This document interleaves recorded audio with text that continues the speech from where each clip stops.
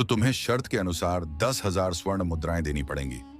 अपनी सहेली की बात पर मायरा का दम सूख गया। वह 10,000 स्वर्ण मुद्राएं कहां से लाती? मजबूरन मायरा आंखें बंद करके राजकुमार लक्ष्य की ओर बढ़ी और एक झटके में अपने कांपते होंठ उसकी दिल की जगह पर रख दिए। जबकि राजकुमार लक्ष्य हक्का बक्का कभी सामने खड़ी लड़की को तो अब कभी अपनी सफेद बेदाग कुर्ते पर लगे गुलाबी निशान को देख रहा था। रात के किसी पल मायरा को अपने होठों पर किसी की उंगलियों का। एक जमाने की बात है, एक बहुत ही सुंदर राज्य हुआ करता था।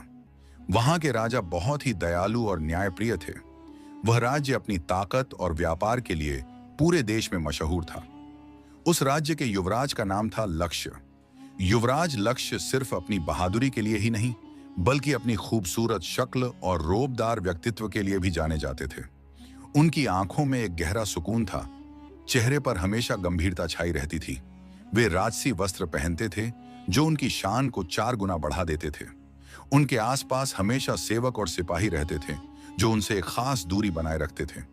युवराज लक्ष्य की मौजूदगी में हर कोई सावधान रहता था, क्योंकि उनका रुतबा बहुत ऊंचा था। युवराज लक्ष्य के माता पिता का देहांत तब हुआ था जब वे बहुत छोटे थे। उनके पिता महाराज और माता महारानी एक बार युद्ध से लौटते वक्त रास्ते में डाकुओं के हमले में शहीद हो गए थे। उस वक्त लक्ष्य सिर्फ 15 वर्ष के थे। उन्हें इस विशाल राजमहल में अकेला छोड़ दिया गया था। उनके पिता के कुछ विश्वासी सेवक थे जिन्होंने उनकी देखभाल की थी। उन सेवकों ने पूरी ईमानदारी से लक्ष्य को बड़ा किया, उन्हें युद्ध कला सिखाई, राजकाज सिखाया और एक योग्य युवराज बनाया। लेकिन फिर भी लक्ष्य के दिल में एक अजीब सा खालीपन था। माता पिता का प्यार उन्हें कभी नहीं मिला। वे जैसे जैसे बड़े होते गए, उनके अंदर किसी के ध्यान और प्यार पाने की चाहत बढ़ती चली गई। लोग उन्हें देखते थे, लेकिन उन सब की नजरों में कुछ ना कुछ स्वार्थ छुपा होता था। कोई उनके पद की वजह से उनका सम्मान करता, तो कोई उनकी दौलत की वजह से, लेकिन सच्चे दिल से उन्हें कोई नहीं चाहता था। यह बात लक्ष्य को अंदर ही अंदर तोड़ती रहती थी। उसी राज्य में एक पड़ोसी राज्य था। वहां के राजा विक्रमादित्य बहुत ही दयालु और न्यायप्रिय थे। राज्य में चारों तरफ खुशहाली थी। राजा विक्रमादित्य की कोई संतान नहीं थी, लेकिन राजा के एक बहुत ही खास और वफादार सेनापति थे जिनका नाम था सेनापति अर्जुन। सेनापति अर्जुन की एक बेटी थी जिसका नाम मायरा था। मायरा बेहद सुंदर और जीवंत स्वभाव की थी। उसकी मुस्कान में एक अजीब सा जादू था। वह हमेशा खुश रहती थी और अपने आसपास के लोगों को भी खुश रखती थी। उसके लंबे काले बाल, बड़ी बड़ी काली आंखें और गोरा रंग उसे और भी खूबसूरत बनाते थे। मायरा के पिता सेनापति अर्जुन राजा के बहुत करीबी थे, इसलिए मायरा को राजमहल में आने जाने की पूरी छूट थी। राजा और रानी उसे अपनी बेटी की तरह मानते थे। मायरा के भाई भी थे जो राजा की सेना में काम करते थे, लेकिन मायरा के माता पिता का देहांत एक बीमारी में हो गया था जब वह बहुत छोटी थी। उसके बाद उसके भाइयों ने उसे पाला था, लेकिन उसकी भाभियां उससे बहुत अच्छे से पेश नहीं आती थीं। वे हमेशा उसको बोझ की तरह देखती थीं और उसके खर्चे उठाना उन्हें भारी लगता था। मायरा अपने भाइयों के घर में एक अनचाही चीज बनकर रह गई थी। उसकी जिंदगी बहुत मुश्किल थी। सिर्फ राजमहल में जाकर और अपनी सहेलियों के साथ समय बिताकर ही वह कुछ खुशी महसूस कर पाती थी। उन दिनों राज्य में एक बड़ा उत्सव होने वाला था। यह उत्सव हर साल मनाया जाता था जब सभी पड़ोसी राज्यों के राजा, महाराजा और राजकुमार सुवर्णपुर आते थे। यह एक ऐसा समय था जब राजनीतिक संबंध मजबूत होते थे, व्यापार की बातें होती थीं और नए रिश्ते बनते थे। पूरे राज्य में खुशी का माहौल था। राजमहल को फूलों से सजाया गया था, हर तरफ दीपक जल रहे थे और नाच गाने की तैयारियां चल रही थीं। मायरा भी इस उत्सव में बहुत उत्साहित थी। उसकी सहेलियां भी राजमहल में थीं और सब मिलकर इस उत्सव का आनंद लेने की योजना बना रही थी। मायरा उस दिन बहुत सुंदर लग रही थी। उसने गुलाबी रंग का लहंगा पहना हुआ था जिस पर सोने की कढ़ाई की हुई थी। उसके गले में मोतियों का हार था और कानों में सोने की बालियां। उसके बाल खुले थे जो उसकी कमर तक लहरा रहे थे। महल के एक खास हिस्से में उत्सव का आयोजन किया गया था। वहां एक बड़ा सा दरबार सजाया गया था जहां राजा और अन्य महत्वपूर्ण लोग बैठे हुए थे। चारों तरफ नौकर चाकर सेवा में लगे थे। खाने पीने की व्यवस्था बहुत शानदार थी। नाचने गाने वाले अपनी कला का प्रदर्शन कर रहे थे। पूरा माहौल बहुत ही खुशनुमा और राजसी था। मायरा अपनी सहेलियों के साथ एक कोने में बैठी हुई थी। उनकी बातों का विषय राज्य के नए मेहमानों से लेकर नए आभूषणों और वस्त्रों तक फैला हुआ था। मायरा हमेशा की तरह अपनी चमकीली मुस्कान चेहरे पर सजाए हुए सबकी बातों में शामिल हो रही थी। तभी उसकी एक सहेली ने उसे कहा कि देखो तो, सामने युवराज लक्ष्य आए हुए हैं। वे रणभूमिपुर राज्य के युवराज हैं और बहुत ही रोबदार व्यक्तित्व के मालिक हैं। मायरा ने उस तरफ देखा तो सचमुच एक बेहद खूबसूरत और शानदार व्यक्तित्व वाला युवराज वहां खड़ा था। उसने शाही पोशाक पहनी हुई थी, सफेद रंग का कुर्ता और ऊपर से लाल रंग का अंगरखा। उसके चेहरे पर एक गंभीरता थी और आंखों में गहरा सुकून। उसके आसपास उसके सेवक खड़े थे जो उससे एक खास दूरी बनाए हुए थे। युवराज लक्ष्य वाकई में बहुत खास थे। उनकी मौजूदगी ही ऐसी थी कि लोग उनसे डरते थे और सम्मान करते थे। मायरा की दूसरी सहेली ने भी कहा कि हाँ, उनके बारे में बहुत सी कहानियां मशहूर हैं। कहते हैं कि वे किसी आम इंसान से बात तक नहीं करते, हमेशा एक खास घेरे में रहते हैं, बहुत ही गंभीर स्वभाव के हैं। मायरा ने युवराज लक्ष्य को बस एक नजर देखा। वे वाकई बहुत खास थे। उनके चेहरे से ही उनकी शान झलक रही थी। उनके बोलने का तरीका, उनका चलने का अंदाज, सब कुछ इतना शाही था कि मायरा एक पल के लिए उन्हें देखती ही रह गई। तभी उसकी एक सहेली ने शरारत से कहा कि अच्छा मायरा, एक शर्त लगाते हैं। तुम्हें युवराज लक्ष्य के पास जाना होगा और कुछ ऐसा करना होगा जो उन्हें चौंका दे। कोई ऐसी हरकत जो वे सोच भी ना सकें। मायरा के माथे पर बल पड़ गए। यह क्या बेवकूफी है, मैं ऐसा कभी नहीं करूंगी, उसने कहा। करना पड़ेगा वरना पूरे 1000 स्वर्ण मुद्राएं देनी होंगी, उसकी सहेली ने मुस्कुराते हुए कहा। उसकी आंखों में शरारत चमक रही थी।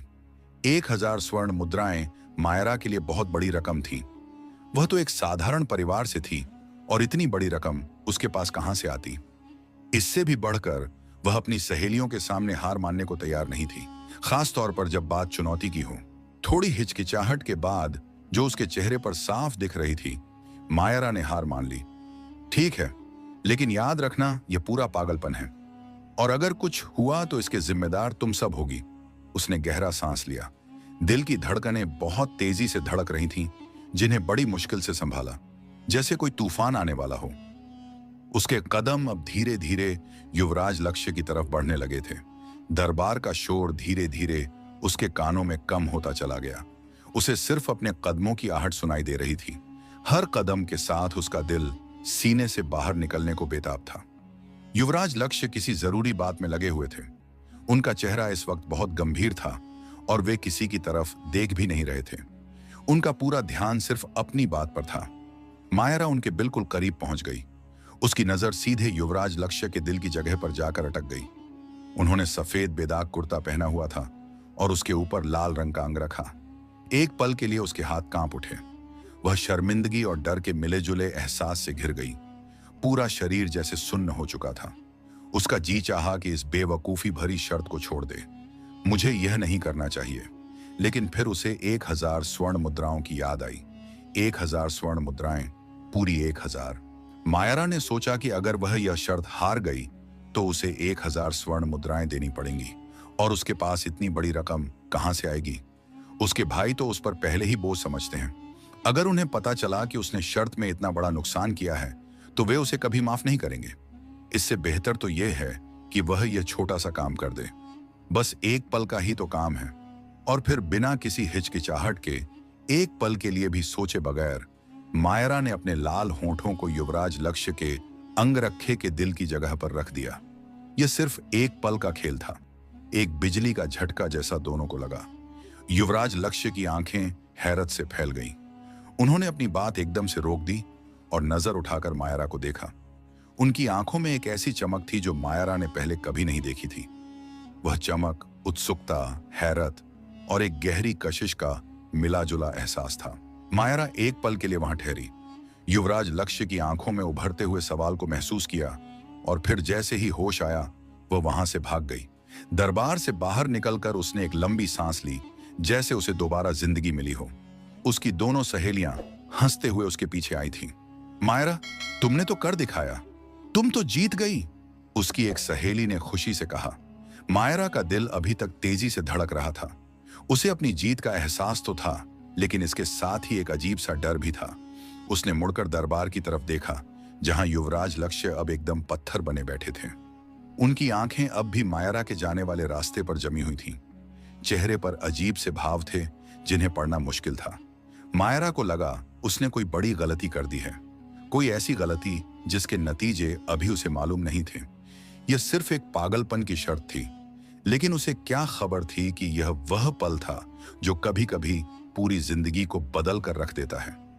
युवराज लक्ष्य के दिमाग में वह चेहरा, वे लाल होंठों का निशान और वह कुछ जादू भरे पल बड़ी गहराई से अपने दिल पर छाप छोड़ चुके थे। वे नहीं जानते थे यह लड़की कौन है, लेकिन वे यह भी जानते थे कि वे उसे ढूंढ निकालेंगे, और चाहे इसके लिए उन्हें कितनी भी मेहनत क्यों ना करनी पड़े। उनकी जिंदगी का सुकून एक पल में उस लड़की के होठों के स्पर्श से बिखर चुका था। दरबार से भागने के बाद मायरा ने अपनी सहेलियों के साथ उस घटना को हंसी मजाक में उड़ा दिया था। यह उसके लिए सिर्फ एक पल का जोश था, एक ऐसी हरकत जिसे वह कल तक पूरी तरह भुला चुकी थी। उसके रोजमर्रा के काम जारी रहे। वह राजमहल में अपनी सेवा में लगी रहती, अपनी सहेलियों के साथ समय बिताती और अपने आने वाले कल के सपने सजाती।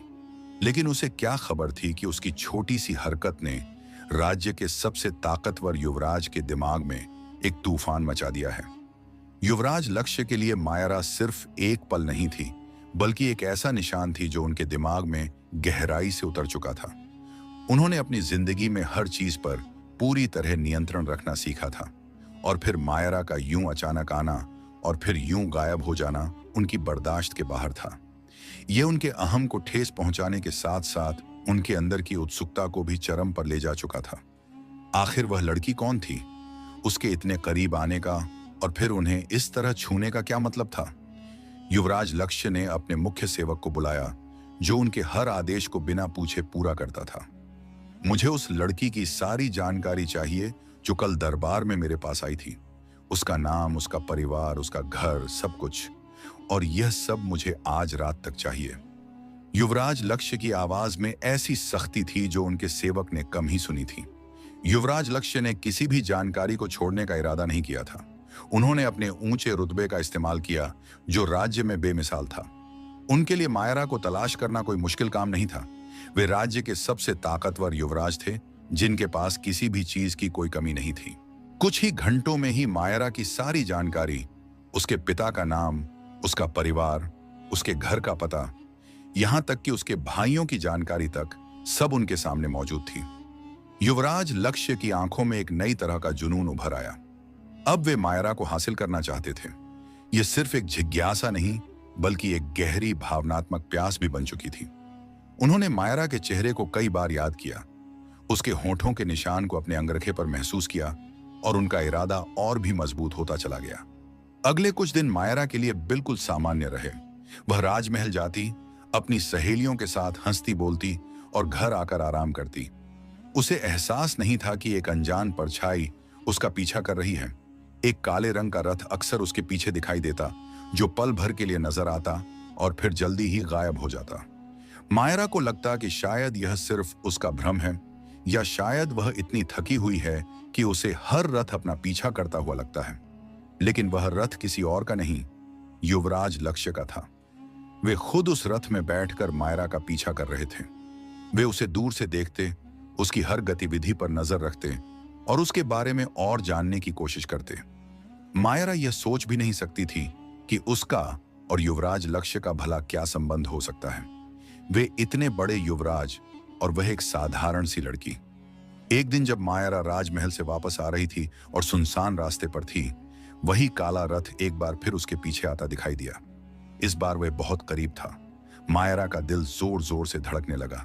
उसने अपने कदमों की रफ्तार बढ़ा दी, लेकिन रथ ने भी अपनी रफ्तार बनाए रखी।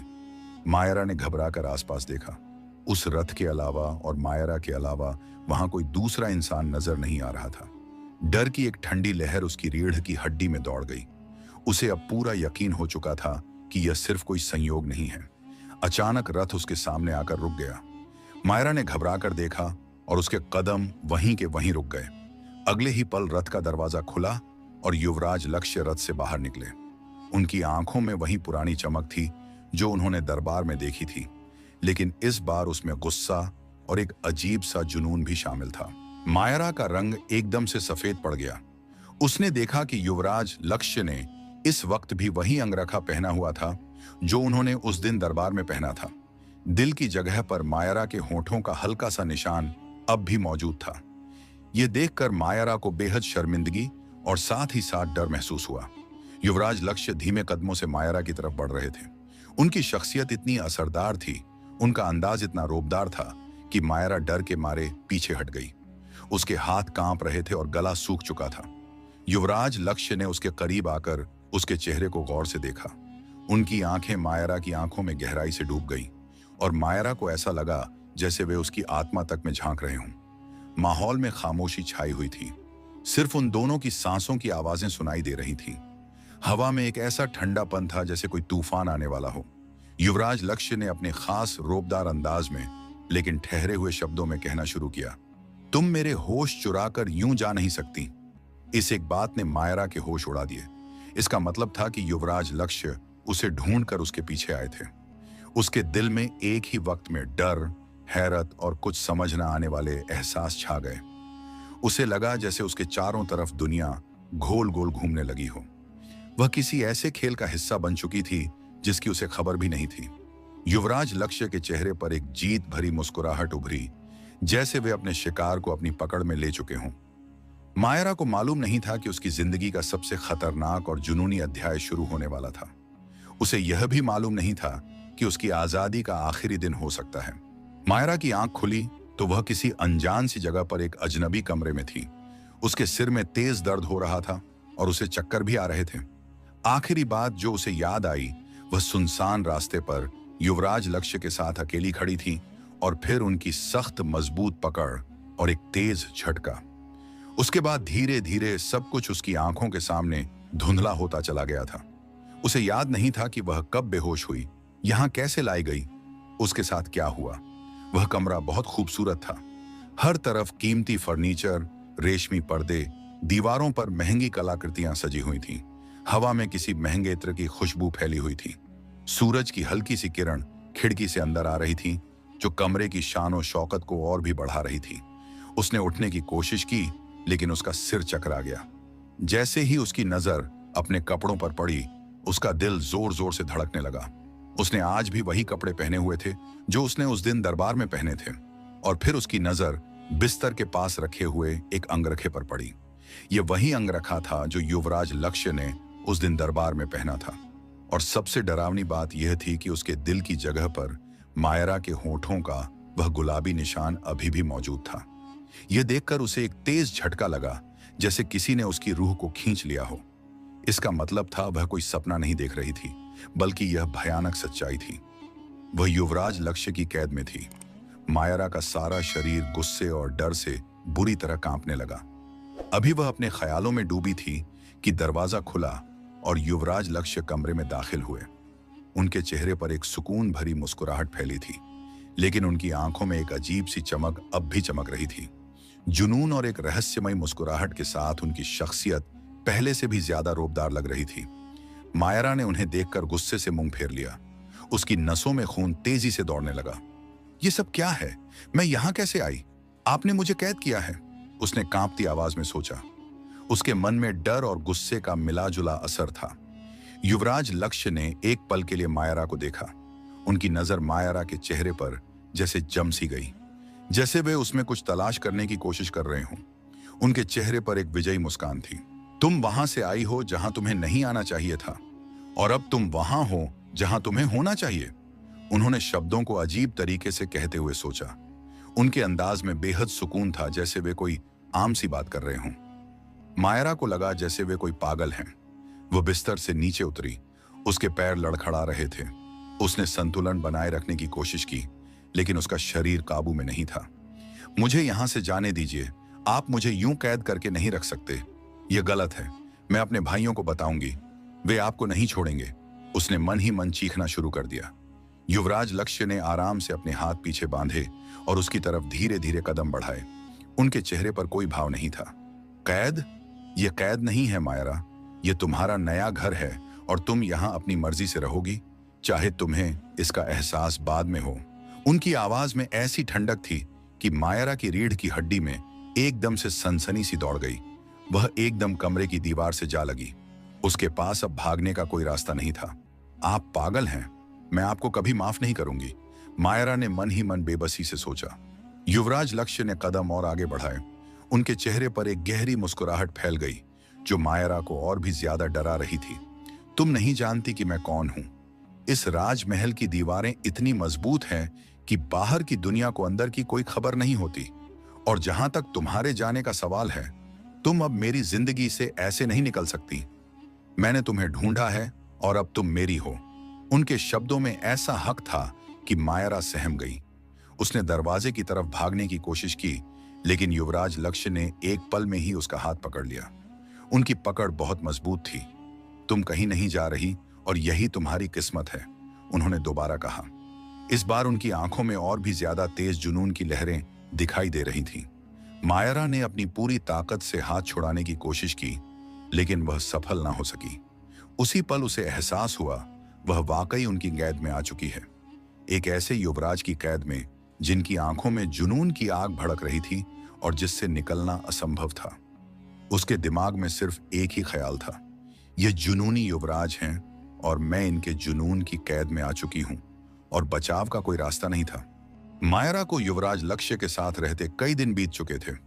इस विशाल राजमहल में उसकी कैद का असली रूप अब साफ हो चुका था। यह कोई आम कैद नहीं थी, बल्कि यह एक सोने का पिंजरा था जहां हर तरह के ऐशो आराम मौजूद थे। लेकिन सबसे कीमती चीज यानी आजादी वहां नहीं थी। मायरा के लिए कमरा किसी शाही अंदाज से कम नहीं था। कीमती फर्नीचर, रेशमी पर्दे और एक खूबसूरत झरोखा जो हरे भरे बगीचे की तरफ खुलता था। लेकिन झरोखे पर मजबूत जाली लगी हुई थी और दरवाजे के बाहर हर वक्त 2 पहरेदार मौजूद रहते जिनकी आंखों में सख्ती छाई रहती। मायरा ने कई बार दरवाजा खोलने की कोशिश की, चीख चीख कर मदद मांगी, लेकिन कोई फायदा नहीं हुआ। उसकी आवाज कमरे की मजबूत दीवारों से टकराकर वापस लौट आती और बाहर मौजूद पहरेदारों पर इस बात का कोई असर नहीं होता। शायद उन्हें ऐसे हालात से निपटने की शिक्षा दी गई थी। उसने झरोखे से कूदने की कोशिश की, लेकिन जाली इतनी मजबूत थी कि उसे हिलाना भी संभव नहीं था। उसे हर तरह से कैद का एहसास हो रहा था। युवराज लक्ष्य का व्यवहार बदलते हुए मौसम जैसा था। कभी बेहद स्नेहपूर्ण और कभी नरम अंदाज में पेश आते। उसके लिए महंगे कपड़े और आभूषण लेकर आते। उसे खुद अपने हाथों से खाना खिलाते और खुश रखने की हर संभव कोशिश करते। इन नरम पलों में मायरा को एक पल के लिए ऐसी उम्मीद लगती कि शायद यह युवराज इतने बुरे नहीं हैं, शायद वे उसे जाने देंगे। लेकिन अगले ही पल उनके रवैये में खतरनाक सख्ती आ जाती। वे साफ शब्दों में याद दिलाते कि वह उनकी मर्जी के बगैर नहीं जा सकती। अब यही उसकी जिंदगी का असल सच है। उनकी आंखों में वही जुनूनी चमक दोबारा उभरती जो मायरा को अंदर तक डरा देती और साफ कर देती कि यह कोई स्नेहपूर्ण युवराज नहीं, बल्कि एक जुनूनी पागल है। कई दिन इसी तरह गुजर गए। मायरा ने खामोश रहने की कोशिश की, यहां तक कि खाना पीना सब छोड़ दिया। लेकिन युवराज लक्ष्य ने उसे जबरदस्ती खुद अपने हाथों से खाना खिलाया, उसका ख्याल रखा, जिससे मायरा को और भी ज्यादा गुस्सा आया। उसे लगा यह युवराज पूरी तरह उस पर अपना नियंत्रण रखना चाहते हैं। मायरा की कोशिशें नाकाम रहती। उसे एहसास होने लगा कि वह अब उनकी कैद से आजाद नहीं हो सकती। उसे यह बात समझ आ चुकी थी कि युवराज लक्ष्य एक ऐसा सख्त कैद का घेरा बना चुके हैं जो उसकी कोई कोशिश सफल नहीं होने देगा। एक शाम युवराज लक्ष्य उसके कमरे में दाखिल हुए। उनके हाथ में एक पुरानी सी पोथी थी। वे मायरा के करीब आए और खामोशी से उसके सामने बैठ गए। मायरा ने गुस्से से मुंह फेर लिया। वह उन्हें देखना भी बर्दाश्त नहीं करती थी। युवराज लक्ष्य ने उसे एक पल के लिए देखा। उनके चेहरे पर एक अजीब सी उदासी थी। उन्होंने गहरा सांस लिया और पोथी को अपनी गोद में रख लिया। क्या तुम मुझसे नफरत करती हो? उन्होंने अचानक धीमी आवाज में मन ही मन सोचा। मायरा चौंकी और उनकी तरफ देखा। हाँ, क्योंकि आप एक गलत युवराज हैं। मुझे जबरदस्ती अपनी कैद में रखा हुआ है। क्या आपको जरा भी एहसास है कि एक लड़की अगर एक रात भी घर से बाहर रहे तो उसकी मान मर्यादा पर सवाल उठने लगते हैं?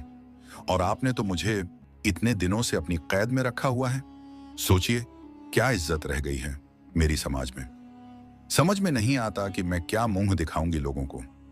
मेरे सपने, मेरी इज्जत, सब कुछ आपने तबाह कर दिया।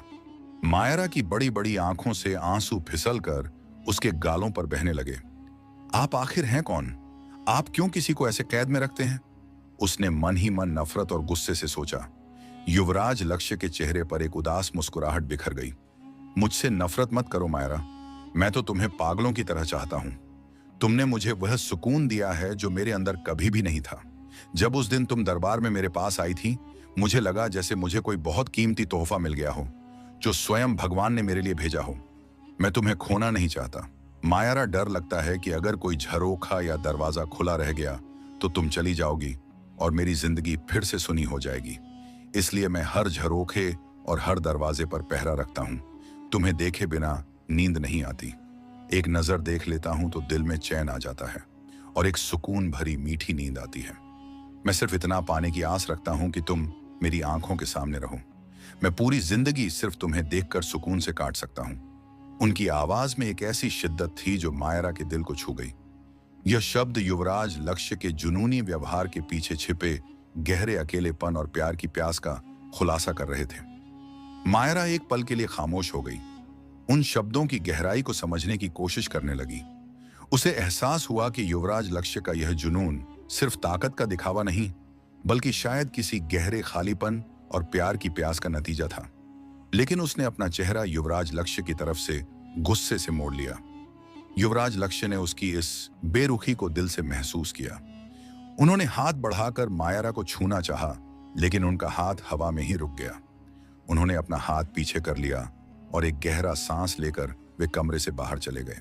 मायरा को युवराज लक्ष्य के साथ रहते काफी दिन बीत चुके थे। इस विशाल राजमहल में उसे अब हर बात की अनुमति मिल चुकी थी। अब उसके कमरे के बाहर पहरेदार भी खड़े नहीं होते थे। वह आजादी से पूरे राजमहल में घूम फिर सकती थी, जैसे चाहे जो चाहे अपनी मर्जी से कर सकती थी। हैरत की बात यह थी, उसे कभी भी किसी चीज के लिए मनाही नहीं थी। बस मायरा को बाहर जाने की अनुमति नहीं थी। उसे रोज अपने घर वालों की याद आती थी और इस याद में वह शिद्दत से तड़प रही थी। पूरा 1 महीना हो गया था उसे अपने घर से गायब हुए। इस 1 महीने में उसके घर वालों की क्या हालत हुई होगी। जरूर उसके चरित्र पर उंगलियां उठाई गई होंगी। वह इसी सोच में डूबी हुई थी। शाम धीरे धीरे गहरी होती जा रही थी। अंधेरा हर तरफ फैल रहा था। वह बाहर बगीचे में बैठी थी जब युवराज लक्ष्य का रथ आंगन में आकर रुका। मायरा का ध्यान उनके रथ की तरफ गया। उन्हें देखा तो वह जल्दी से उनकी तरफ आई, जो अभी अभी रथ से बाहर निकले थे। युवराज लक्ष्य मायरा को अपने करीब आता देख चौकस हुए। उसके पास आए। क्या हुआ तुम्हें? ठीक तो हो? उनके सवाल पर मायरा तेजी से बोली, मुझे अपने घर जाना है। मैं यहां अब और नहीं रुक सकती। युवराज लक्ष्य की आंखें एक पल के लिए संकुचित हो गईं। फिर उन्होंने नरमी से कहा, तुम कहीं भी नहीं जा सकती। तुम यह समय मेरे साथ बिताओ। मेरे प्यार को महसूस करो। मैं कितना चाहता हूं तुम्हें, और तुम अभी तक मेरे दिल के प्यार को पहचान नहीं सकी। उनकी बात पर मायरा जोर से चिल्लाई, आप क्या चाहते हैं? मुझे इससे कोई मतलब नहीं।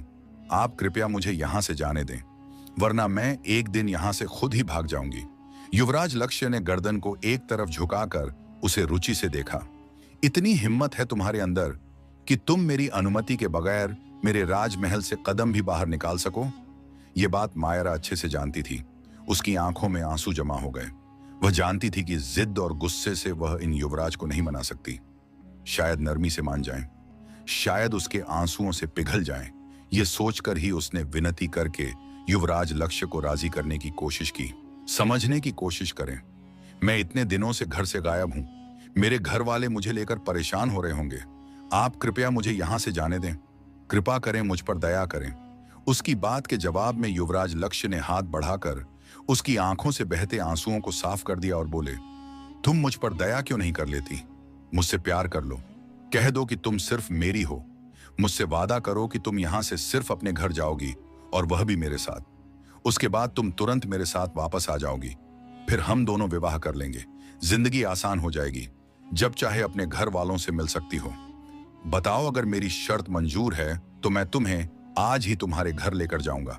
उनकी बात और उनकी शर्त सुनकर मायरा की रूह कांप गई। यही तो वह नहीं चाहती थी। अगर वह युवराज लक्ष्य के साथ अपने घर गई तो उसके भाई उसकी गर्दन काट देंगे। मायरा ने कुछ कहने की कोशिश की, लेकिन युवराज लक्ष्य ने उसकी बात को बीच में ही रोक दिया। देखो, इस बात पर बहस मत करो। मैं तुम्हें इस तरह जाने नहीं दे सकता। तुम समझ नहीं सकती कि मैं किस हालत में हूं। तुम मेरे प्यार को महसूस क्यों नहीं कर लेती? मैं दिन रात तुम्हारे आगे पीछे घूमता हूं।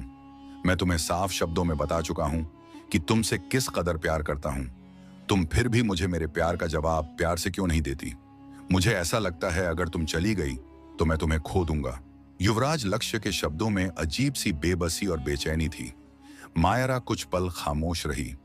आंखों से आंसू लगातार बह रहे थे। वह सोच रही थी अब युवराज लक्ष्य को क्या कहे, और फिर वह खामोश वहां खड़ी रही। युवराज लक्ष्य भी काफी देर तक खामोशी से उसे देखते रहे। रात के समय जब युवराज लक्ष्य अपने कक्ष में पहुंचे तो मायरा वहां मौजूद नहीं थी। उन्होंने नौकरानी को देखा तो वह बोली कि वह खाना नहीं खा रही हैं, कह रही हैं कि उन्हें भूख नहीं है। नौकरानी की बात पर युवराज लक्ष्य ने गहरा सांस लिया। फिर वे मायरा के कमरे की ओर बढ़ गए। दरवाजा थोड़ा सा खुला हुआ था। उसे खोलकर युवराज लक्ष्य अंदर दाखिल हुए तो मायरा पलंग पर घुटनों के आसपास अपने बाजू लपेटकर बैठी थी और चेहरा छुपाए हुए थी। युवराज लक्ष्य ने उसे उदासी से देखा। वे इस लड़की को किस तरह समझाएं कि इस लड़की के पहले स्पर्श ने, उसकी मौजूदगी के एहसास ने ही उन पर क्या असर किया है। वे कुछ पल खामोशी से खड़े मायरा को देखते रहे। फिर वे आगे आए। मायरा के कदमों के करीब बैठकर उन्होंने हाथ आगे बढ़ाया और मायरा के पैरों पर अपना भारी हाथ रख दिया। मायरा को जैसे बिजली का झटका लगा। उसने चेहरा ऊपर किया और खुद को और भी समेट लिया। युवराज लक्ष्य उसकी तरफ नहीं देख रहे थे। वे सामने दीवार पर लगी एक तस्वीर की ओर निगाहें जमाए बैठे थे। फिर उनकी गंभीर आवाज कमरे में गूंजने लगी। मैं बहुत छोटा था जब मेरे माता पिता का देहांत हो गया। युद्ध से लौटते समय डाकुओं के हमले में वे शहीद हो गए। मैं उस समय इस पूरी दुनिया में अकेला रह गया था।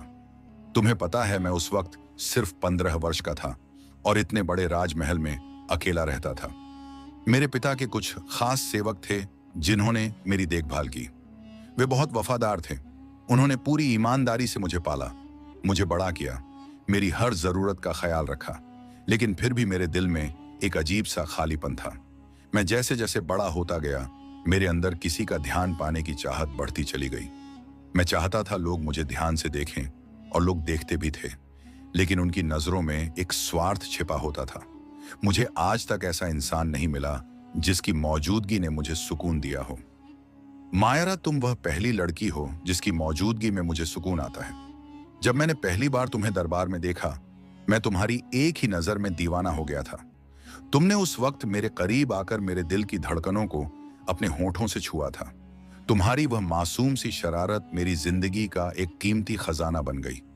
मैं तुम्हें हर सूरत में पाना चाहता था। मैं जानता हूं मेरा तरीका गलत है, लेकिन मैं क्या करूं? मेरे दिल से यह डर नहीं जाता कि तुम मुझे छोड़कर चली जाओगी। मैं सच कह रहा हूं, मुझे तुमसे बहुत प्यार है। उन्होंने हाथ बढ़ाकर मायरा के बाजू को अपने हाथ में लिया और उसे खुद के करीब करते हुए उसके बालों को समेटकर उसे नरमी से अपने सीने से लगा लिया। उनकी पकड़ सख्त थी, जैसे वे सचमुच मायरा के दूर जाने से डरे हुए हों। पहली बार था जब मायरा ने उनकी उपस्थिति को इतने करीब से महसूस किया था। मायरा की सांस उनके सीने में अटक गई थी। उसकी नाक से युवराज लक्ष्य की खुशबू उसके पूरे वजूद में फैल रही थी। दिमाग पर जैसे धुंध छा गया था और कानों में युवराज लक्ष्य की आवाज गूंज रही थी। मैं तुमसे बहुत प्यार करता हूं। मायरा, तुम्हें खोने के ख्याल से डरता हूं। और मायरा, जो उनसे दूर जाना चाहती थी, खुद को उनसे दूर नहीं कर पाई। चुपचाप आंखें बंद किए उनके चौड़े सीने से लगी रही। चलो खाना खा लो। तुम खाना नहीं खाओगी तो मैं भी नहीं खाऊंगा, उन्होंने मायरा को खुद से अलग करते हुए प्यार से कहा। मायरा कहना चाहती थी, तुम्हारे खाने या ना खाने से मुझे क्या फर्क पड़ता है, लेकिन कह ना सकी और चुपचाप उनके साथ उठकर नीचे भोजन कक्ष तक चली आई। उस रात के बाद युवराज लक्ष्य मायरा के लिए और भी नरम हो गए थे। वे अभी भी उसे बाहर की दुनिया में जाने नहीं देते थे। उनका डर अब भी बना हुआ था। मायरा चुपचाप रहती थी। युवराज लक्ष्य उसकी खामोशी को देखते तो उनके अंदर ही अंदर दिल में एक टीस उठती थी। वे जानते थे कि मायरा इस कैद में रहकर दुखी है, और इसलिए एक दिन उन्होंने फैसला किया कि वे मायरा को अपनी मौजूदगी में बाहर ले जाएंगे। और जब यह बात मायरा को पता चली तो उसे जैसे यकीन नहीं आया। उसने युवराज लक्ष्य को विश्वास न होने के भाव से देखा। युवराज लक्ष्य उसकी आंखों में इतनी हैरत देखकर धीमे से मुस्कुरा दिए। खूबसूरत चेहरे वाले ये युवराज मुस्कुराते हुए और भी आकर्षक लगते थे। मैं सच कह रहा हूं, आज हम बाजार जाएंगे। मैं चाहता हूं तुम मेरे साथ खुश रहो और मेरे बारे में जल्द से जल्द फैसला करो कि तुम भी मुझसे प्यार करने लगी हो। फिर हम दोनों विवाह करेंगे और मैं तुम्हें बहुत खुश रखूंगा मायरा। उन्होंने हाथ बढ़ाकर मायरा के गाल को छूना चाहा, लेकिन मायरा पीछे हट गई। उस रात जब उन्होंने उसे अपने सीने से लगाया था, जब मायरा को होश आया, वह काफी देर तक खुद को डांटती रही कि उसे यूं युवराज लक्ष्य के सीने से नहीं लगना चाहिए था। आखिर उनके व्यक्तित्व के जादू में वह कैसे बंध गई थी कि उनके सीने से ना जाने कितनी देर तक लगी बैठी रही। इसी वजह से अब उसने युवराज लक्ष्य से दूरी बनाना शुरू कर दी थी। युवराज लक्ष्य की मौजूदगी और उनका असर मायरा पर गहराई से असर करने लगा था, और यह मायरा बिल्कुल नहीं चाहती थी। वह ऐसे युवराज से प्यार कैसे कर सकती थी जो एक पत्थर दिल शासक की तरह उसे अपनी कैद में रखते थे और जबरदस्ती अपना प्यार थोपने की कोशिश भी करते थे। वह उनसे प्यार कर ही नहीं सकती थी और इसी वजह से युवराज लक्ष्य से कतराती रहती थी। युवराज लक्ष्य का हाथ जो मायरा का गाल छूने के लिए उठा था, हवा में ही ठहर गया। उन्होंने एक नजर अपने हाथ को देखा और फिर उनकी दूसरी नजर मायरा पर पड़ी। मायरा ने निगाहें झुका ली। एक मजबूरी सी मुस्कुराहट के साथ सिर हिलाते हुए वे मायरा से दूर हो गए। तुम तैयार हो जाओ, हम कुछ ही देर में बाहर चलेंगे। ये कहने के बाद वे मायरा के कमरे से बाहर निकल गए। मायरा बाहर जाने के नाम से ही बहुत खुश हो गई थी। उसका मन नहीं मान रहा था। वह बिना तैयार हुए ही युवराज लक्ष्य के साथ बाहर चली जाए। कितने दिनों के बाद वह बाहर की दुनिया को देख पाएगी, आजादी से सांस ले पाएगी। वह जल्दी जल्दी तैयार हुई। युवराज लक्ष्य आंगन में उसका इंतजार कर रहे थे। जब मायरा तैयार होकर आई तो युवराज लक्ष्य उसे मोहित होकर देखते रह गए। वह हल्के पीले रंग का लहंगा पहने हुए थी। काले लंबे घने बाल खुले हुए थे जो कमर पर लहरा रहे थे। आमतौर पर वह बालों को बांध कर रखती थी, लेकिन आज खुले बाल और हल्का सा श्रृंगार, बड़ी बड़ी काली आंखों में काजल की मोटी रेखा, वह बेहद खूबसूरत लग रही थी। पहली बार मायरा ने इस तरह सजकर उनके सामने कदम रखा था, वरना इससे पहले वह कई कई दिन तक बिना चेहरा धोए, उलझे बालों और मैले कपड़ों में पूरे राजमहल में घूमती रहती थी। हालांकि उस रूप में भी युवराज लक्ष्य को वह अच्छी लगती थी, लेकिन आज वह तैयार होकर उनके दिल पर बिजलियां गिरा रही थी। युवराज लक्ष्य ने बड़ी मुश्किल से खुद को संभाला। मायरा के लिए रथ का दरवाजा खोला, फिर खुद भी सवार होते हुए उसे लेकर राजमहल से निकल गए। वे उसे लेकर सीधे एक भोजनालय में आए थे। भोजनालय बिल्कुल खाली था। दीपकों की रोशनी में जगमग करता हुआ मानो तारों की महफिल सजी हो।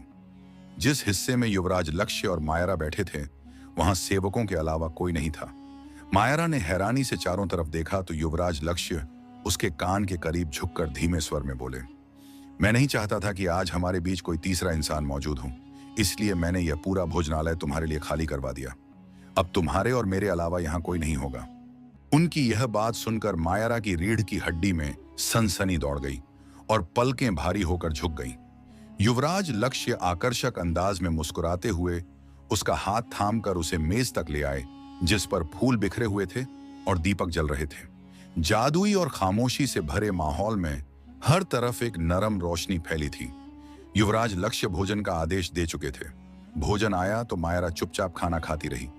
भोजन खत्म होते ही युवराज लक्ष्य ने अपनी पोशाक की जेब से एक मखमली थैली निकाली। वह थैली खोलते हुए उन्होंने मायरा का हाथ थामा और उसकी उंगली में एक हीरे की अंगूठी पहना दी। मायरा ने चौंक कर पहले युवराज लक्ष्य को देखा, फिर अपने हाथ में चमकती उस अंगूठी को। मुझसे विवाह करोगी मायरा? क्या तुम मुझसे प्यार करने लगी हो? उनका वही पुराना सवाल हवा में तैर गया। मायरा के होंठ खुलकर फिर से बंद हो गए, पर शब्द नहीं निकले। वह समझ नहीं पा रही थी कि क्या जवाब दे। उसकी खामोशी ने युवराज लक्ष्य के चेहरे पर एक बेबसी भरी मुस्कान भर दी। उन्होंने कुछ और नहीं कहा और पूरे भोजन के दौरान एकदम चुप रहे।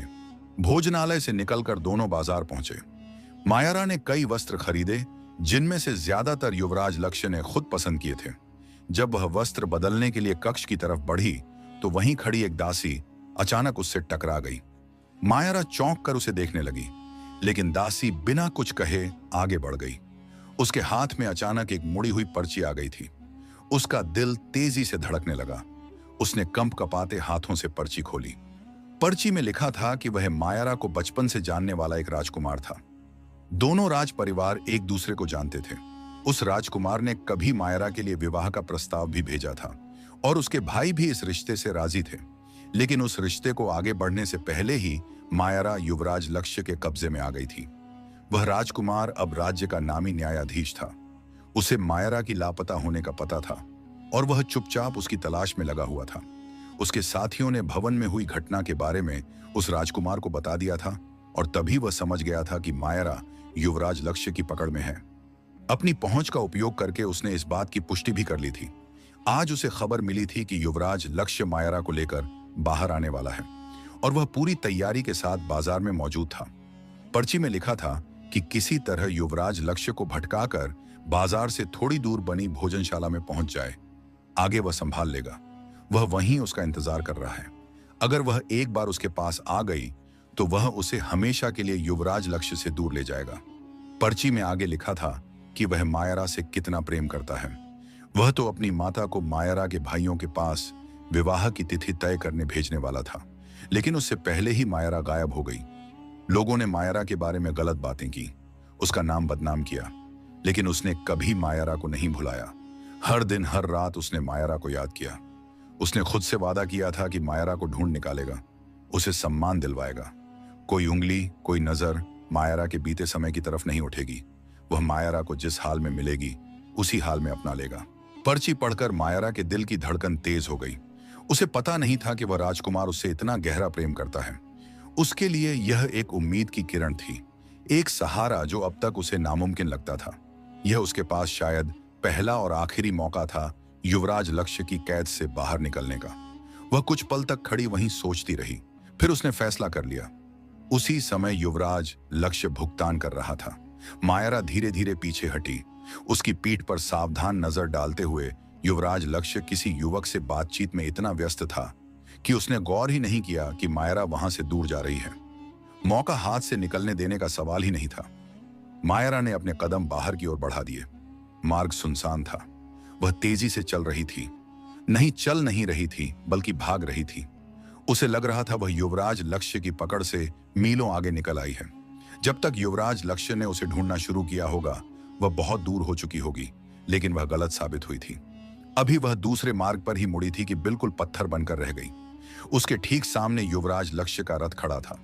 वह इस कदर डर चुकी थी कि हिलना तक भूल गई थी। जहां थी वहीं पत्थर की मूर्ति बनी खड़ी रह गई। युवराज लक्ष्य रथ के बाहर निकला, सीने पर हाथ बांधे बिल्कुल ठंडे चेहरे के साथ उसे देख रहा था। उसकी आंखों में एक बर्फीली लहर थी। इन मार्गों पर कोई नहीं था सिवाय मायरा और युवराज लक्ष्य के। वह धीमे कदमों से मायरा के पास आया। मायरा को युवराज लक्ष्य के भारी जूतों की गूंज चारों तरफ सुनाई देने लगी। वह मायरा के पास आकर रुक गया। फिर उसने हाथ बढ़ाकर मायरा की बांह को इतनी बेदर्दी से पकड़ा कि उसके मुंह से सिसकारी निकल गई थी। लेकिन अब युवराज लक्ष्य को उसकी तकलीफ से कोई फर्क नहीं पड़ता था। उसने अपना चेहरा मायरा के चेहरे के करीब लाकर दांत पीसते हुए अपनी नाराजगी जताई। युवराज लक्ष्य ने उसे बताया कि उसने उसका विश्वास तोड़ा है। वह उसे बाहर इसलिए नहीं लाया था कि वह उसे धोखा दे। युवराज लक्ष्य ने स्पष्ट किया कि वह सिर्फ उसे परख रहा था। उसकी आंखें ठंडी हो गईं। उसे उस राजकुमार के बारे में सब पता था और यह भी पता था जब वह कक्ष में गई थी तब उसे एक दासी ने पर्ची दी थी। युवराज लक्ष्य ने बताया कि मायरा को जानकर हैरानी होगी कि वह बाजार उसका है और वह पर्ची मायरा तक पहुंचने से पहले उसके पास आई थी। वहां का हर सेवक उसका वफादार है। वह एक पल को रुका, फिर और ठंडे स्वर में उसे समझाया कि उसने बहुत बड़ी गलती कर दी है और इस गलती की सजा उसे बहुत जल्द मिलेगी। उसने झटके से मायरा को अपनी ओर खींचा और लगभग घसीटते हुए रथ में बिठाया। महल तक का सफर मायरा के लिए जैसे मौत का सफर था। उसकी हालत ऐसी थी कि कांटो तो शरीर में लहू ना निकले। शरीर पत्थर, आंखें खामोश और आंसू भी सूख चुके थे। वह सोच भी नहीं सकती थी कि युवराज लक्ष्य का प्रभाव इस कदर फैला हुआ है। जैसे ही दोनों महल पहुंचे, वहां का माहौल पूरी तरह बदल चुका था। बाहर उद्यान में पुरोहित जी बैठे विवाह की तैयारियों में लगे हुए थे। यह देखकर मायरा की रही सही जान भी निकल गई। यानी युवराज लक्ष्य पहले ही संदेश भिजवाकर विवाह के सारे इंतजाम करने का आदेश दे चुका था। मायरा ने डर से उसकी ओर देखा। युवराज लक्ष्य ने उसे बताया कि उनका विवाह अब भी होगा। बहुत समय दे दिया उसने मायरा को। अगर वह खुद के लिए कैद चुन रही है तो ठीक है, अब उसकी किस्मत में यही कैद है। उसकी आवाज और भी कठोर हो गई। युवराज लक्ष्य ने समझाया कि वह जानती है आज वह उसे बाहर क्यों ले गया था। अगर वह आज उसके साथ वफादार रहती तो वह उसे कभी भी कैद में नहीं रखता। वह खुद उसे बाहर जाने की अनुमति देता, लेकिन उसने उसका विश्वास तोड़ दिया। अब इस कैद को वह पूरी जिंदगी याद रखेगी। युवराज लक्ष्य ने कहा कि उसे उसके प्रेम की भाषा समझ नहीं आई, इसीलिए उसे अब सख्ती करनी पड़ रही है। या तो उससे खुशी खुशी विवाह कर ले या फिर अपने भाइयों को बर्बाद होता हुआ देखे। मायरा ने बेबस निगाहों से उस निर्दयी को देखा और अपने भाव प्रकट किए कि वह उसकी हर बात मानेगी। उसने हाथ जोड़कर विनती की। युवराज लक्ष्य ने ठंडेपन से जवाब दिया कि फिर अच्छे बच्चों की तरह विवाह के लिए तैयार हो जाए। यह कहकर उसने अपनी एक खास दासी को इशारा कर दिया। वह मायरा को लेकर कक्ष के अंदर चली गई। युवराज लक्ष्य ने उसे एक गठरी दी, वह भी दासी ने अपने हाथ में ले ली। कुछ समय के बाद वह उसे तैयार करके नीचे ले आई थी और मंडप में बिठा दिया। कुछ ही देर का खेल था और वह पूरे तौर पर युवराज लक्ष्य की हो चुकी थी। विवाह के बाद युवराज लक्ष्य उसे अपने साथ अपने कक्ष में लेकर आया था और मायरा के पांव कांपने लगे थे। उसका मन हुआ वह कहे कि वह अपने कक्ष में जाएगी, लेकिन युवराज लक्ष्य के चेहरे पर फैली सख्ती देखकर उसकी हिम्मत नहीं हुई। वह चुपचाप बेजान कदमों से उसके साथ उसके कक्ष में चली आई थी। जब वह स्नान करके बाहर आया तो मायरा शैया पर बैठी आंसू बहा रही थी। युवराज लक्ष्य ने होंठ भींचकर उसे देखा। फिर वह मायरा के पास आया। उसे एक झटके से अपने करीब करता हुआ वह उसकी गर्दन और फिर होंठों पर झुकता चला गया। उस पर अपनी तीव्रता बिखेरता जुनूनी अंदाज में अपने भाव व्यक्त करने लगा। युवराज लक्ष्य ने समझाया कि यह सब उसने अपनी मर्जी से किया है। वह मायरा के साथ यह सब नहीं करना चाहता था। वह तो उसके दिल में अपनी मोहब्बत के दीप जलाना चाहता था। उसके बाद ही उसे अपनी जिंदगी में शामिल करना चाहता था। बहुत लंबा इंतजार किया उसने। एक एक दिन, एक एक रात, एक एक पल गिन गिन कर गुजारे थे। वह प्रार्थना करता रहा कि कोई तो पल ऐसा होगा जब उसका प्रेम मायरा के दिल में जागेगा। इंतजार इतना लंबा हुआ कि पूरे 3 महीने गुजर गए, लेकिन मायरा के दिल में उसके प्रेम की कोमपल फूट न सकी। वह चाहता तो पहले दिन ही जबरदस्ती उससे विवाह करके उसके साथ यह सब कुछ कर सकता था, लेकिन वह यह सब कुछ जबरदस्ती नहीं करना चाहता था। वह चाहता था इन खूबसूरत पलों में मायरा उसके साथ रहे, पूरे दिल से, पूरे तन से, पूरे मन से। लेकिन अब उसे मजबूरन यह सब कुछ करना पड़ा, क्योंकि उसे यकीन हो गया कि मायरा को जब भी मौका मिलेगा वह उसे छोड़कर भाग जाएगी और वह मायरा के बिना जी नहीं सकेगा और ना ही मर सकेगा। लेकिन जो भी हुआ उसमें उसका ही फायदा हुआ। मायरा अब उसकी है और अब वह उससे दूर नहीं जा सकती, किसी भी कीमत पर नहीं। अब मायरा उसकी पत्नी बन चुकी है और उसे कोई छीन नहीं सकता। पहले भी यह काम इतना आसान नहीं था, लेकिन अब तो उसके पास धर्म का अधिकार है। वह देखता है उसे उससे कौन अलग करता है। यह सोचते हुए उसने मायरा के वस्त्रों की डोरियों को खींच दिया था। उसकी मुलायम पीठ पर अपने हाथों का स्पर्श छोड़ता हुआ वह उसकी गर्दन पर झुक गया था। वस्त्र खुद ब खुद उसके शरीर से फिसलकर नीचे गिर चुके थे और अब पूरी तीव्रता से उसके होंठों से होता हुआ उसकी नरम धड़कनों पर आया था। मायरा ने एक शब्द तक नहीं कहा था और ना ही खुद को छुड़ाने की कोशिश, क्योंकि वह जानती थी ये सारी कोशिशें बेकार जाएंगी, इसलिए कोई भी फायदा नहीं था। युवराज लक्ष्य पूरे 3 महीने से मायरा के शरीर को सिर्फ दूर से महसूस करता था और अपने दिल को सुकून देता था। उसने कभी मायरा पर गलत नजर नहीं डाली थी, क्योंकि उसे पता था आज नहीं तो कल मायरा उसकी होगी और तब वह पूरे अधिकार और सम्मान के साथ उसके शरीर पर अपने प्रेम की छाप छोड़ेगा। लेकिन आज की रात वह खुद को काबू नहीं रख पाया, क्योंकि अब तो मायरा उसकी पत्नी बन चुकी थी। दिल से ना सही, लेकिन थी तो पत्नी ही, और वह जो अपने भावों को इतने महीनों से दबाए बैठा था, आज सारे भाव, सारी तीव्रता वह मायरा पर लुटा देना चाहता था। बड़े प्यार से उसने उसका सिर तकिए पर रखा। वस्त्रों की डोरी एक झटके से खींची थी। मायरा ने आंखें बंद कर ली। युवराज लक्ष्य अपने दहकते नरम होंठों से धीरे धीरे उसके पूरे शरीर पर अपना स्पर्श छोड़ता चला गया। उसके अंग अंग पर अपनी तीव्रता लुटाता रहा और उसे सिसकियां भरने पर मजबूर करता रहा। मायरा की उंगली में अपनी उंगलियां फंसाए हुए था। उसकी कांपती बंद पलकों को उसने अपने होंठों से छुआ और फिर युवराज लक्ष्य एक झटके से उसकी नाजुकता में उतर गया। एक गहरी सिसकी थी जो मायरा के होंठों से निकली थी और फिर दोनों की गहरी सांसें जो माहौल को एक जादू भरा असर दे रही थी। ना जाने कितने महीनों का प्यासा था युवराज लक्ष्य। आज अंदर तक तृप्त हो चुका था। एक गहरी सांस लेता हुआ वह खींचकर मायरा को अपने ऊपर कर चुका था और फिर मायरा के सिर के ऊपर अपने होंठ रखता हुआ अब वह उसे अपने सीने में समेट गया। आज उसके दिल को कितना सुकून मिला था यह तो सिर्फ वही जानता था, जबकि मायरा उसके चौड़े सीने पर बेदम होकर लेटी थी। जबरदस्ती ही सही, लेकिन आज उसके शरीर पर युवराज लक्ष्य का अधिकार हो गया था। इसी स्थिति में लेटे ना जाने दोनों कब नींद की गहरी वादियों में उतर गए थे। यहां तक कि सुबह हो गई और सबसे पहले आंख मायरा की खुली थी। वह भी उसके नंगे चौड़े सीने पर सिर रखे लेटी थी। रात का एक एक पल उसकी आंखों के सामने घूम रहा था। वह हड़बड़ाकर उठने लगी, लेकिन युवराज लक्ष्य ने तुरंत खींचकर उसे दोबारा अपने करीब कर लिया था। उसकी तरफ करवट लेते हुए वह उसके माथे को हल्के से अपने होंठों से छू गया।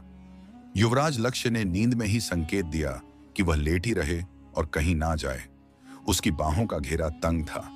लाख कोशिश के बावजूद भी मायरा उसकी बाहों से निकल ना सकी और फिर दोबारा से उसकी बाहों के घेरे में सिमट कर लेट गई। अगर युवराज लक्ष्य का प्रेम साधारण प्रेम होता तो शायद मायरा खुद को भाग्यशाली समझती, लेकिन मायरा के अनुसार युवराज लक्ष्य साधारण व्यक्ति नहीं था, वह असाधारण था। प्रेम किसी से ऐसे तो नहीं किया जाता कि उसे अपनी कैद में रखकर उसे कैदी बनाया जाए। प्रेम को सामने वाले पर जबरदस्ती नहीं थोपा जाता, लेकिन युवराज लक्ष्य ने अपने पागलपन में सारी हदें पार कर दी थीं। युवराज लक्ष्य की सांसों की आहट मायरा को अपनी गर्दन पर महसूस हुई तो उसके कान खड़े हुए थे। मायरा ने मन ही मन सोचा कि यह क्या पागलपन है। पूरी रात उसे अपनी तीव्रता से तोड़कर रख दिया है, अब उसके अंदर हिम्मत नहीं है, जबकि युवराज लक्ष्य तो उसे खींचकर अपने सीने से बुरी तरह भींच चुका था। फिर जरा सा ऊपर होते हुए वह उसके नरम होंठों पर झुक गया और उसे कुछ भी बोलने का मौका दिए बिना अपनी मनमानियां करने लगा। युवराज लक्ष्य ने अपने भाव प्रकट किए कि मायरा उसकी पत्नी है। वह इतनी कमजोर तो नहीं हो सकती कि सिर्फ एक रात में ही थक जाए। अभी तो पूरी जिंदगी पड़ी है उसे सहने के लिए। यह सोचते हुए वह उसके शरीर पर अपने हाथों का स्पर्श छोड़ने लगा और उसकी इस दीवानगी को देखकर मायरा एक बार फिर से खामोश हो गई। अब दोबारा अपनी तीव्रता से उस पर छाता चला गया। युवराज लक्ष्य को लगा कि यह बड़ी अजीब बात है, दिल ही नहीं भरता। उसने सोचा कि आज कहीं नहीं जाएगा, आज की सारी बैठकें रद्द कर देगा, संदेश भिजवाकर अभी प्रबंधक को बात करेगा। मायरा ने विनती की कि बस करे, अब तो विवाह कर लिया है, वह कहीं नहीं जा रही। युवराज लक्ष्य एकदम खिलखिलाकर हंस पड़ा था। उसने कहा कि ठीक है, जाकर स्नान कर ले। मायरा स्नान गृह जाने के लिए उठी, लेकिन जैसे ही उसकी नजर खुद पर पड़ी थी वह एकदम शर्म से लाल हुई थी और फिर दोबारा चादर खुद के ऊपर लपेट ली, जबकि युवराज लक्ष्य ने हंसते हुए चादर हटाई और उसे अपनी बाहों में लेकर स्नान गृह में बिठा दिया। उसने संकेत किया कि चाहे तो आगे का काम भी वह कर सकता है। मायरा ने दोनों हाथों से खुद को ढकते हुए आंखें बंद करके मना किया और कहा कि वह खुद स्नान कर लेगी। युवराज लक्ष्य बाहर जाए तो वह हंसते हुए बाहर निकल गया। मायरा की पत्नी क्या बनी, युवराज लक्ष्य का रवैया उससे अब एकदम बदल गया था। वह अब मायरा की हर छोटी बड़ी बात को बहुत ध्यान से और धैर्य के साथ सुनता था। मायरा को जब भी कभी गुस्सा आता तो वह उस पर चीखती चिल्लाती या फिर उसे धकेलती तो वह प्रेम से कभी उसके गालों को छू लेता, कभी कानों की लौ और कभी उसके होंठों को, और मायरा जो गुस्से में होती शर्म से लाल पड़ जाती। उसे तो लगता था कि वह उस पर चीखेगा, गुस्सा करेगा, लेकिन युवराज लक्ष्य ऐसा नहीं करता था। वह बहुत नरमी और प्रेम से पेश आता। हर रात वह जल्दी महल आ जाता, मायरा को अपने सीने से तीव्रता से लगाकर पूरी रात एक ही करवट पर लेटा रहता, जैसे उसे डर हो कि अगर वह जरा सा भी उससे दूर हुआ तो मायरा हमेशा के लिए उसे छोड़कर चली जाएगी। मायरा जरा सा भी हिलती तो वह चौंक कर जाग जाता, उसकी हर जरूरत का ध्यान रखता था। मायरा हैरान होती। उसका यह पागलपन, उसकी यह तीव्रता मायरा के दिल में एक अजीब सा एहसास जगाने लगी थी। वह चाहकर भी युवराज लक्ष्य से नफरत नहीं कर पा रही थी। वह उसे बुरा भला कहना चाहती थी, उसे बददुआ देना चाहती थी, लेकिन इस मामले में वह अब पूरी तरह बेबस होती जा रही थी। और उस रात की बात है, उस रात युवराज लक्ष्य ने मायरा को बिल्कुल बेबस कर दिया था।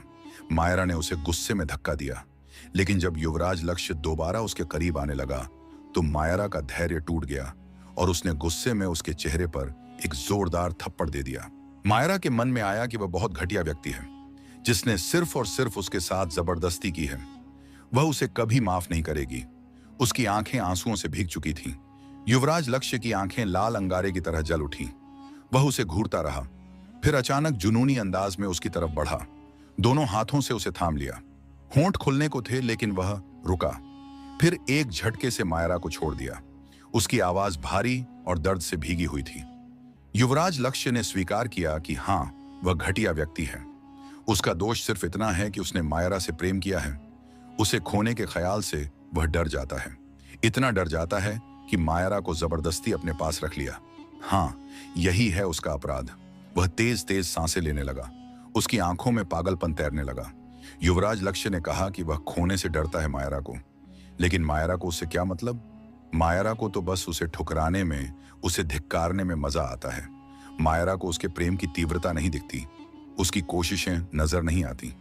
मायरा चाहती है कि वह मर जाए। यही चाहती है ना? अगले ही पल वह पागलपन में अलमारी की तरफ बढ़ा। मायरा की सांसें थम सी गईं और जब वह पलटा तो उसके हाथ में एक तलवार थी। मायरा की रूह जैसे उसके शरीर से निकल चुकी थी। युवराज लक्ष्य ने तलवार अपने गले पर रखी और उसकी आंखों में सीधे देखते हुए बुरी तरह चीखा। युवराज लक्ष्य ने कहा कि अगर मायरा को उसका प्रेम नफरत लगता है तो आए और खत्म कर दे ये कहानी, अभी इसी पल। लेकिन नहीं रुके। वह खुद ही मायरा की यह मुश्किल आज आसान कर देगा। मायरा की उससे जान छूट जाएगी, क्योंकि जीते जी वह मायरा को खुद से अलग नहीं कर पाएगा, लेकिन मरने के बाद मायरा खुद ही उससे अलग हो जाएगी। यह सोचते हुए युवराज लक्ष्य ने तलवार को अपने गले पर और कसकर रखा था। मायरा की सांसें जैसे थम सी गई थीं। उसका शरीर पत्थर की तरह एक ही जगह पर जम चुका था।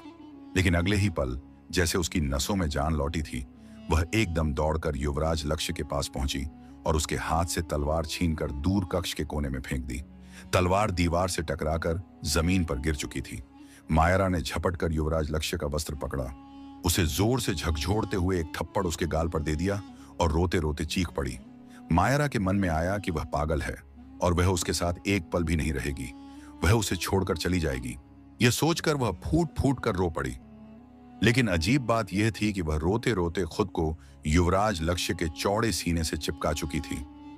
युवराज लक्ष्य तो सांस लेना भूल गया था। कुछ पल तक कक्ष में सिर्फ मायरा की सिसकियां गूंजती रहीं। फिर उसने उसके बालों को धीरे से समेटा और उसकी गर्दन के पिछले हिस्से पर अपने होंठ रख दिए। उसकी आवाज टूट रही थी। युवराज लक्ष्य ने कहा कि हाँ, वह पागल है, मायरा के लिए पागल है, तो मायरा उसके प्रेम को समझ ले। वह तो मायरा के पैर पकड़ने तक को तैयार है, लेकिन मायरा उसे छोड़कर मत जाए। वह मायरा के बिना नहीं रह सकता। उस रात ने मायरा के दिल में एक अजीब सी हलचल पैदा कर दी थी। उस रात जब मायरा बाजार गई थी, उस रात वह राजकुमार मायरा का इंतजार करता रह गया था। बाद में उसे मालूम हुआ कि युवराज लक्ष्य उसकी योजना का पता लगा चुका है और उसने मायरा को दोबारा कैद कर लिया है। अब उस राजकुमार का धैर्य जवाब दे चुका था। वह जानता था अगर उसे युवराज लक्ष्य से लड़ना है तो अब यह मुकाबला खुलकर करना होगा। उसने ठान लिया था, अब वह खामोश नहीं रहेगा। लेकिन उसके पिता ने उसे रोकने की कोशिश की। उसके पिता ने समझाया कि इस मामले में मत पड़े। जब मायरा का अपना भाई ही उसे मरा हुआ मान चुका है, तो फिर वह क्यों अपनी जान को खतरे में डाल रहा है? युवराज लक्ष्य से उलझना आसान नहीं है, लेकिन वह राजकुमार अब पीछे नहीं हट सकता था। उसने सोचा कि वह अब युवराज लक्ष्य के महल पर जाएगा, उससे मिलेगा, उसे बताएगा कि वह कौन है। वह मायरा को उसके पास इस तरह नहीं छोड़ सकता। उसके भाई चाहे कुछ भी कहें, लेकिन वह मायरा को युवराज लक्ष्य के साथ नहीं रहने देगा। अब यह लड़ाई सिर्फ मायरा के लिए नहीं थी, यह उस राजकुमार की अपनी लड़ाई बन चुकी थी, जिसे वह हर हाल में जीतना चाहता था। लेकिन उसके माता पिता ने एक और सवाल दाग दिया, जिसने उसे कुछ पल के लिए खामोश कर दिया। उसके माता पिता ने पूछा कि अगर वह मायरा को वापस ले भी आए तो क्या करेगा? क्या उससे विवाह करेगा? और क्या जवाब देगा समाज को जब लोग कहेंगे कि यह तो वही राजकुमारी है जिसने कई रातें पराये पुरुष के महल में गुजारी हैं। बेटा, इस दलदल में कूदेगा तो कीचड़ सिर्फ तुम पर गिरेगा। समझ लो तुम्हारे हाथ कुछ भी नहीं आएगा। जो हो रहा है उसे होने दो और उस राजकुमारी को भूल जाओ। उनकी बात सुनकर उस राजकुमार की आंखें झुक गईं और कक्ष में एक अजीब सी चुप्पी फैल गई। उसने अपने पिता को कोई जवाब नहीं दिया। लेकिन इस बात ने उसे सच में सोच में डाल दिया था कि अगर मायरा वापस आ भी गई तो क्या वह अब भी उसका हाथ थामेगा। पहले तो उसने बड़े बड़े वादे किए थे खुद से कि जब मायरा उसे जैसी भी हालत में मिलेगी वह उसे स्वीकार कर लेगा। लेकिन अब तो मायरा को घर से गायब हुए पूरे 3 महीने से भी ज्यादा का समय हो गया था। और इन 3 महीनों में मायरा के साथ युवराज लक्ष्य ने क्या कुछ नहीं किया होगा। क्या वह अब भी मायरा को अपना सकेगा? क्या वह एक ऐसी राजकुमारी का हाथ थाम सकेगा जिसने कई रातें एक अजनबी महल में एक अजनबी पुरुष के साथ गुजारी हों? यह सोचकर उस राजकुमार की रूह जैसे उसके शरीर से अलग हो गई। उसने सोचा कि वह चाहे मायरा को अपने साथ रखे या ना रखे, लेकिन वह मायरा को युवराज लक्ष्य के पास भी नहीं रहने देगा। अगर मायरा उसकी नहीं तो फिर युवराज लक्ष्य की भी नहीं। काफी देर तक वह राजकुमार इसी बारे में सोचता रहा और फिर करवटें बदलने के बाद वह इस नतीजे पर पहुंचा था। मायरा का रवैया अब युवराज लक्ष्य के साथ बदल गया था। वह अब युवराज लक्ष्य की बातों पर जिद करती, उसे तंग करती, शरारतें करती, इच्छाएं रखती। शायद उसके दिल में भी युवराज लक्ष्य के प्रेम की एक छोटी सी कली खिलने लगी थी।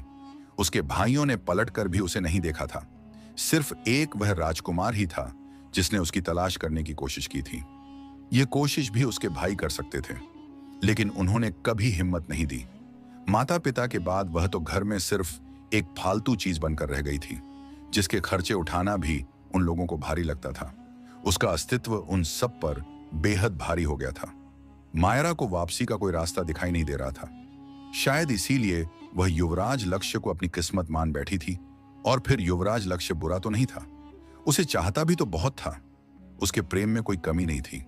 फिर कैसे वह उसके पास जाने से खुद को रोक पाती? युवराज लक्ष्य को लगने लगा था कि जिंदगी अब पटरी पर आ गई है, जहां उसे खुशियां मिलने वाली हैं।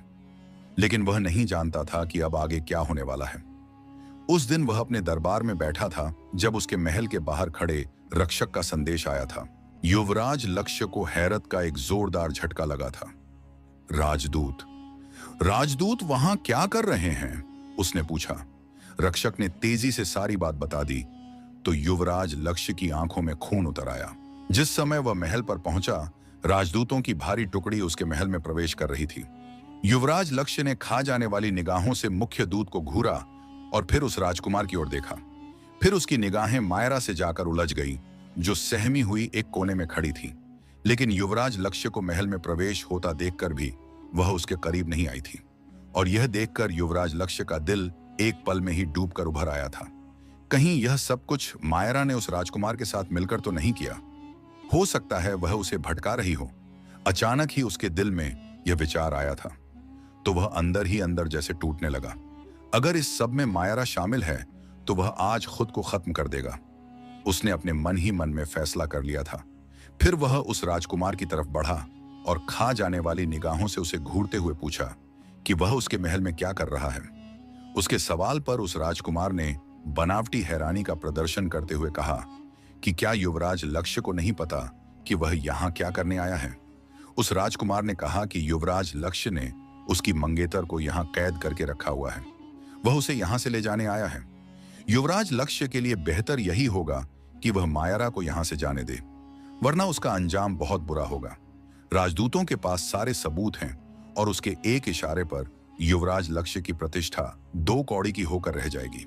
युवराज लक्ष्य ने उसकी बात पर खामोशी से निगाहें झुकाईं और फिर उसके होंठ एक ठंडी मुस्कान से फैल गए। युवराज लक्ष्य ने कहा कि क्या वह यह कहना चाहता है कि वह मायरा को यहाँ उसकी मर्जी के बिना रख रहा है? क्या वह पागल है? मायरा उसकी पत्नी है, वह उसे कैद करके क्यों रखेगा? युवराज लक्ष्य के पास सारे सबूत हैं कि उनका विवाह हुआ है और विवाह में मायरा की मर्जी शामिल है। और अगर वह राजकुमार मायरा को लेकर जाना चाहता है तो युवराज लक्ष्य उससे उसकी मर्जी पूछना चाहता है। अगर उसने मायरा को यहाँ कैद करके रखा होगा तो वह उसके साथ चली जाएगी, लेकिन अगर वह अपनी मर्जी से उसके साथ रह रही होगी तो उसका फैसला युवराज लक्ष्य के पक्ष में होगा। इतना कहने के बाद वह रुक गया। उसका दिल बुरी तरह धड़क रहा था। फिर उसने गर्दन मोड़कर अपने पीछे खड़ी मायरा को देखा, जो सिमटी हुई दीवार से लगी खड़ी थी। युवराज लक्ष्य ने पूछा कि क्या मायरा यहां से जाना चाहती है? उसके सवाल पर मायरा ने सिर उठाकर युवराज लक्ष्य की आंखों में देखा और तभी वह राजकुमार बोला कि मायरा को डरने की जरूरत नहीं है, वह उसके साथ है। युवराज लक्ष्य उसे कुछ भी नहीं कह सकेगा। उस राजकुमार ने कहा कि मायरा उसके साथ चले, इस कैद से बाहर जहां यह खुला माहौल उसका इंतजार कर रहा है। यह जो भी बकवास कर रहा है इसे करने दे। मायरा बिल्कुल भी मत डरे। वह राजकुमार अपनी बात कहकर उसकी ओर बढ़ने लगा, लेकिन फिर उसके कदम पत्थर के हो गए और युवराज लक्ष्य का दिल जैसे धड़कना भूल गया। मायरा ने कहा कि युवराज लक्ष्य सच कह रहे हैं। वह उनकी पत्नी है और वह उनके साथ अपनी मर्जी से रह रही है। उन्होंने उसे कैद नहीं किया, बल्कि वह तो उससे बहुत प्रेम करते हैं। वह धीरे धीरे चलती हुई युवराज लक्ष्य के पास आई थी। उसके सामने आकर उसने हाथ बढ़ाकर युवराज लक्ष्य के दोनों हाथ थाम लिए और उसकी आंखों में आंखें डालकर बोली कि युवराज लक्ष्य वह सच कह रही है, वह उससे प्रेम करते हैं। और यही वह पल था जब युवराज लक्ष्य की आंखों में पहली बार नमी दिखाई दी और मायरा भी रो पड़ी। युवराज लक्ष्य ने उसे कसकर सीने से लगा लिया। उसने कहा कि वह मायरा से अपनी जान से भी ज्यादा प्रेम करता है। वह मायरा से दूर नहीं रह सकता। मायरा ने आज उसे एक नई जिंदगी दी है। वह उसे अपने सीने से तीव्रता से लगाए रोती हुई आवाज में बोल रहा था, जबकि उधर उस राजकुमार का चेहरा एकदम से धुआं धुआं हो गया था। मुख्य राजदूत ने उस राजकुमार को देखा जिसके पास अब कहने के लिए कुछ भी नहीं था। युवराज लक्ष्य के प्रेम ने मायरा का दिल जीत लिया था। शायद वह उससे नफरत करने की कोशिश में प्रेम कर बैठी थी। जब वह राजकुमार और राजदूत युवराज लक्ष्य के महल से निकल गए तो मायरा ने धीमी आवाज में कुछ कहा और फिर अपना चेहरा उसके सीने में छुपा लिया। युवराज लक्ष्य ने एक सुकून भरी मुस्कुराहट के साथ अपनी आंखें बंद कर लीं। वह सुकून जो उसकी जीत का सबूत था। मायरा पूरी तरह उसकी हो चुकी थी। समय ने उसके दिल में उसके प्रेम को खुद ही उतार दिया था। युवराज लक्ष्य जीत गया था। इतनी मुश्किलों के बाद युवराज लक्ष्य ने आखिरकार अपने प्रेम को सच्चे तौर पर पा ही लिया था।